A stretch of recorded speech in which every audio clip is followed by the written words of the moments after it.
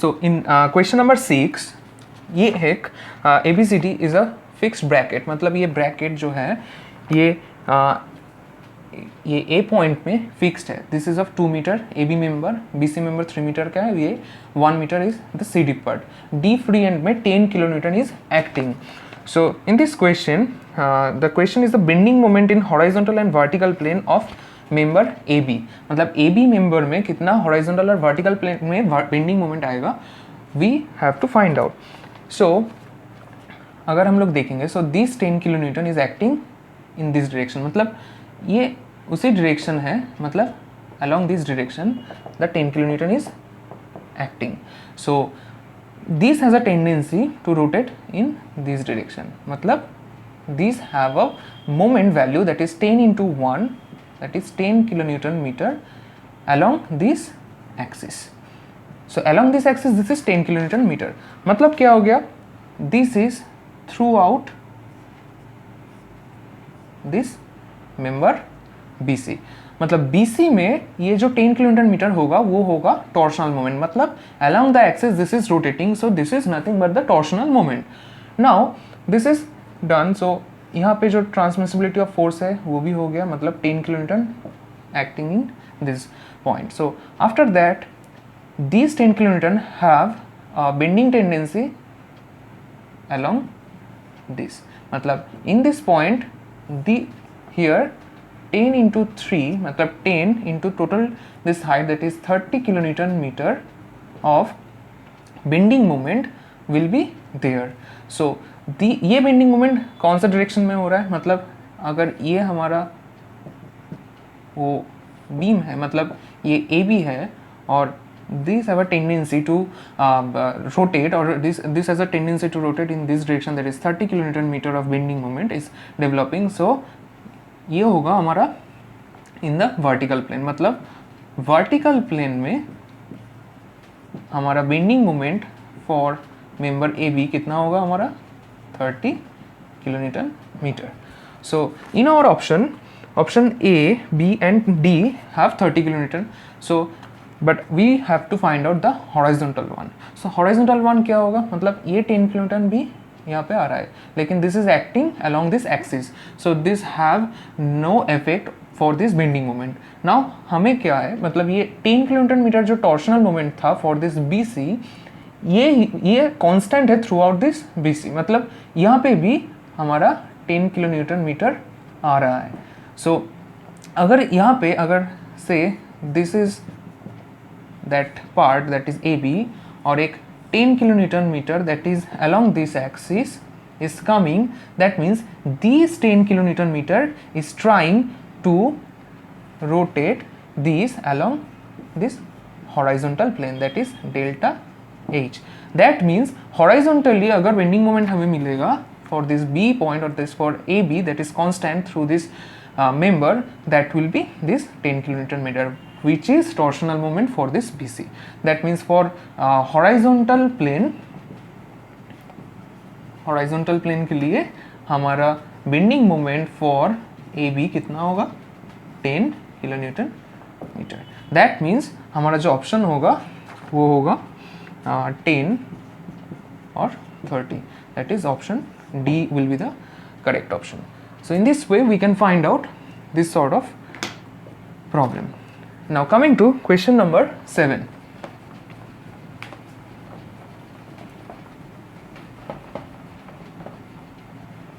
So question number 7 on the screen.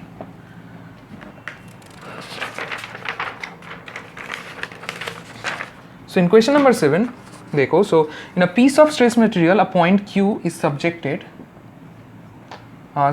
to a normal stress alpha, that is sigma x is given alpha, और अगर से this is the point Q, सो और यहाँ पे sharing stress जो tau x और tau Y x है, मतलब ये होगा हमारा beta.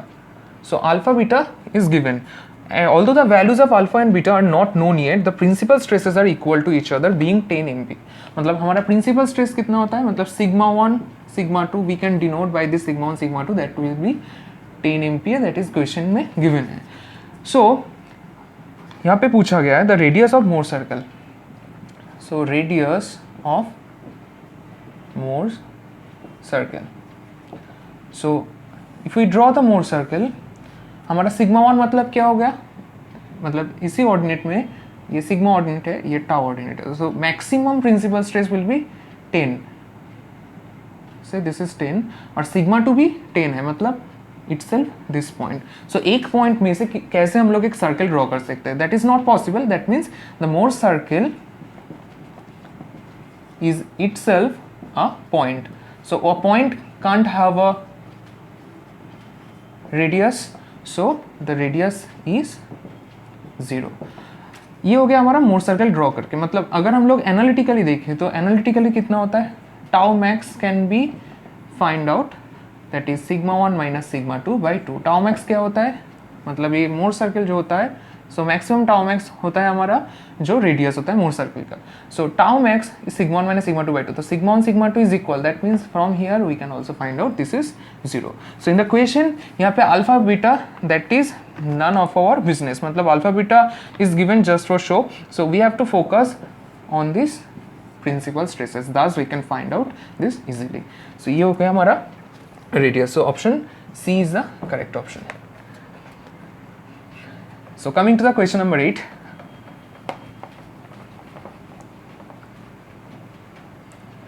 So in question number 8 the longitudinal strain of a cylindrical bar 25 mm diameter and 1.5 mm length. So this is question number 8. यहाँ पे जो longitudinal strain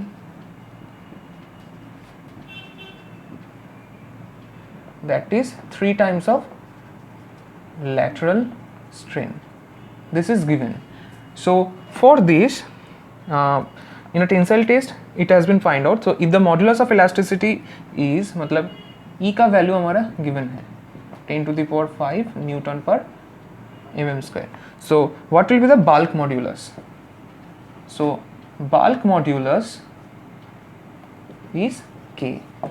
So for this हमारा E और K का रिलेशन क्या था, first we can memorize that E is equal to 3K into 1 minus 2 mu. तो मतलब अगर हमें म्यू का वैल्यू पता होगा और ई का value is given, so we can easily find out what will be the value of this K. So to find out इस म्यू, म्यू क्या होता है, lateral strain by longitudinal strain. So यहाँ पे लॉन्गिट्यूडिनल लैटरल में relation is given, so lateral by longitudinal कितना होगा 1/3 which is our mu. So put the value of this mu, that is E is equal to 3K into 1 minus 2 into 1/3. From here E is equal to 3K 1 minus 2/3 मतलब 1/3.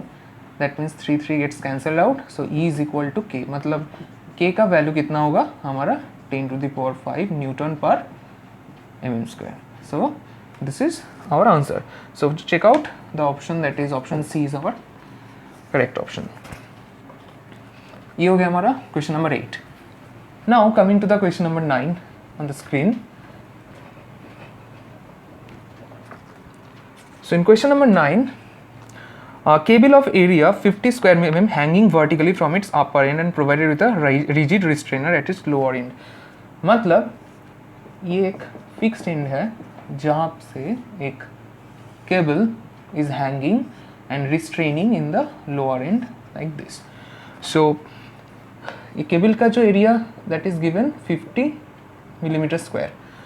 So 400 Newton slider drops from a height of 1.2 meter onto the restrainer. मतलब एक slider है, ऐसे slider है जो ये cable मतलब around this cable this can slide. So this is falling through a height of 1.2 meter on this restrainer.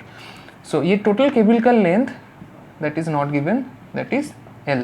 Say so if the allowable tensile stress in the cable under impact load is 500 Newton per mm square. मतलब जब impact होगा cable में, मतलब in cable sigma कितना हो रहा है 500 MPa और Newton per mm square. So and modulus of elasticity is also given for this cable material. So the minimum value of length, so L कितना होगा, that is the question. So हमारा जो ये स्लाइडर है, तो slider का wait कितना given है, 400 न्यूटन, दैट इज गिवन. सो ये स्लाइडर जब 1.2 मीटर हाइट से गिरेगा on this restrainer, this is coming with a certain amount of potential energy.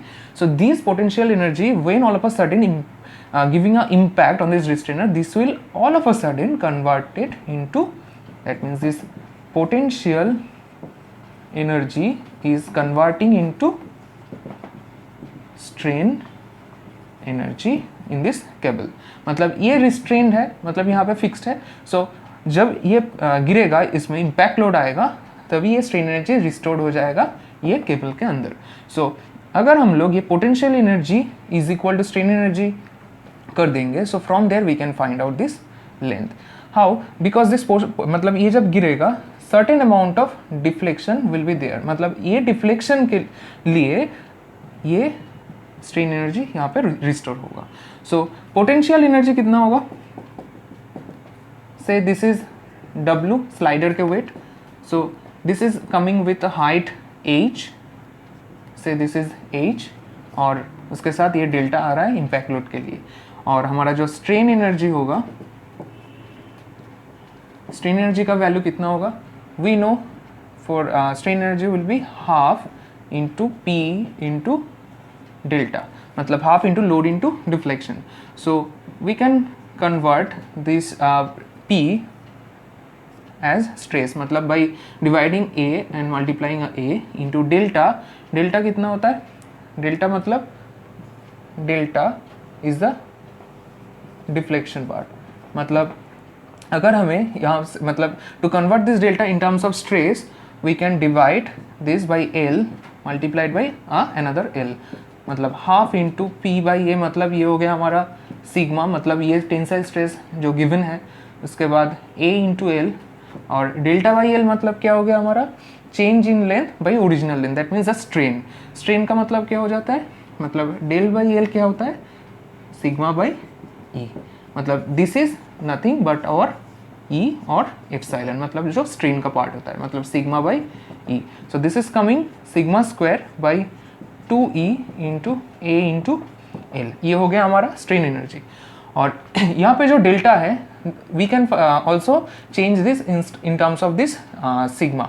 मतलब ये डेल्टा भी हमारा ये 500 मेगापास्कल के लिए ही हो रहा है, मतलब this is itself converting into strain energy. So अगर हम उसे सॉल्व करें तो हमारा पोटेंशियल एनर्जी कितना होगा? W into H plus delta, मतलब क्या हो गया हमारा? अगर delta by L multiplied by L हम लोग करेंगे, सो डेल्टा बाई एल मतलब क्या हो गया? Sigma by E into L.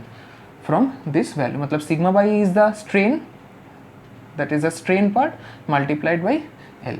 So if we equate this potential energy is equal to strain energy, so we can find W into H plus sigma L by E is equal to sigma square by 2E into A into L. So W का value कितना है? 400. H का value कितना है? 1.2 metre में given है, मतलब into 10⁻³ millimetre में हम लोग कन्वर्ट करेंगे, because this sigma is given in megapascal which is newton per mm square. So plus sigma का वैल्यू कितना है? 500 multiplied by length. Length is unknown because we need to find out the length here. So divided by E. In question E का value is given है 1.25 into 10⁵ is equal to sigma square by 2e, मतलब sigma square मतलब 500 का whole square by 2 times of 1.25 into 10⁵ multiplied by A into L. A का value है 50, L is unknown. So just removing this,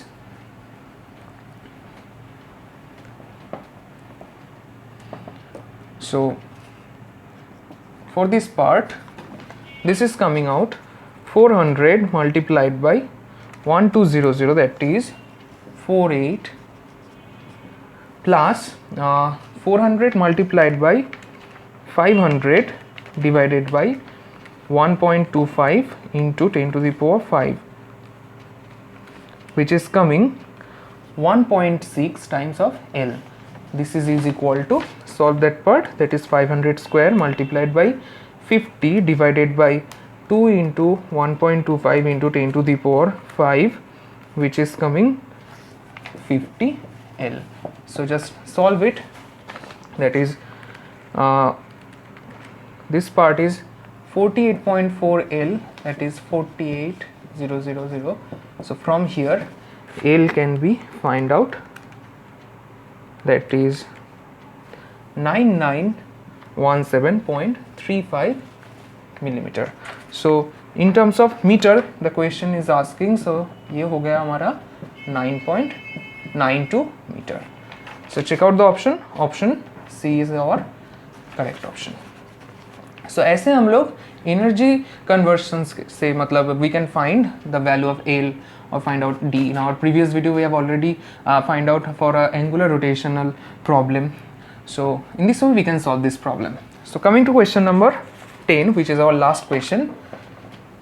So in question number 10, this is a figure which is shown.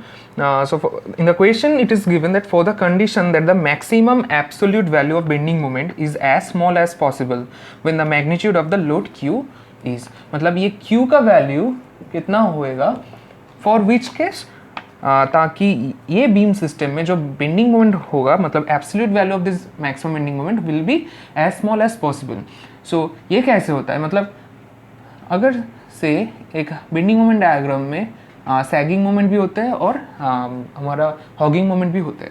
So for this case as this pulley is here, मतलब ये Q is acting in the downward direction, मतलब यहाँ पे जो value होगा वो होगा हमारा अपवर्ड Q, मतलब यहाँ पे Q अपवर्ड डायरेक्शन में, ये हमारा डाउनवर्ड डायरेक्शन में. मतलब अगर हमारा से दिस इज हॉगिंग और से this is hugging, this is और सैगिंग मोमेंट, से हमारा जो हॉगिंग मोमेंट होगा वो अगर सैगिंग मोमेंट के साथ इक्वेट कर जाए तो we can say that the absolute value of this bending moment will be maximum value as small, मतलब हमारा स्मॉलेस्ट जो वैल्यू होगा वो इससे ज़्यादा नहीं हो सकता. मतलब हॉगिंग मोमेंट के साथ हमारा जो सैगिंग मोमेंट कंसेप्ट मतलब इक्वेट हो जाए तो हमारा जो स्मॉल मतलब जितना स्मॉल हो सकता है उतना small value we can find out which can be maximum for this beam case. So we need to find out the hogging and sagging moment for this case. मतलब यहाँ पे हमारा पॉइंट गिवन है, ये C पॉइंट है, D point है, E point है. So if we simplify this figure we can say this is a simply supported beam. यहाँ पे जो पुली का एक्शन हो रहा है, सो फॉर दिस रोप यहाँ पे Q इज डाउनवर्ड, सो ये रोप में से हमारा from this centre it's acting upward, that is Q. So similarly this is given 12 kilonewton or this is also given, that is 12 kilonewton. So this is 1.5 meter, this is 1.5 meter, ये given है. Okay, so ये A, B, C, D और E point है. So यहाँ पे RA develop करेगा, यहाँ पे RB डेवलप करेगा. So RA और RB कितना होगा? So as this is a symmetrical portion, so मतलब symmetrical loading system, so total मतलब वर्टिकल लोड कितना आ रहा है मतलब एक्सटर्नली, दैट इज Q, ये हमारा अपवर्ड है, और हमारा जो 12 है मतलब 12 + 12 that is 24, that is 24 minus Q, मतलब 24 डाउनवर्ड है minus Q, this is the total loading coming here. So this 24 minus Q will be distributed 50-50 to RA and RB, मतलब यहाँ पे हो जाएगा 24 माइनस Q/2 और यहाँ पे भी हो जाएगा 24 minus Q/2. So from this we can say that RA और RB का वैल्यू जो होगा 24 माइनस Q/2 और this is also 24 minus Q/2.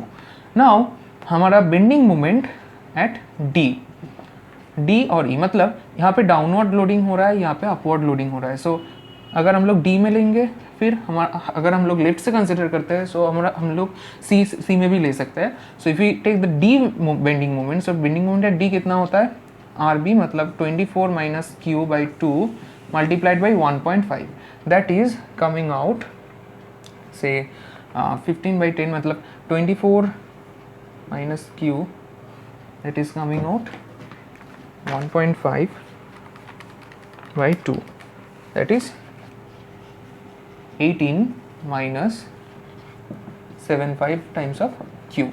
ये हो गया हमारा BM at D. Now BM at E कितना होगा? BM at E होगा 24 minus Q/2 multiplied by this distance, that is 3 और ये 12 is rotating in the clockwise direction, that means minus 12 into 1.5, that is coming out 36 minus 1.5 q minus 18. So this is coming out 18 minus 1.5 times of q. Now to have here hogging moment, as this is upward in direction, मतलब यहाँ पे अगर hogging moment develop करेगा और यहाँ पे अगर sagging moment होगा, so for this case we need to write this in terms of negative version, मतलब hogging moment के हिसाब से, मतलब minus 1.5q minus 18. That means this minus sign signifies that E में हमारा hogging moment हो रहा है.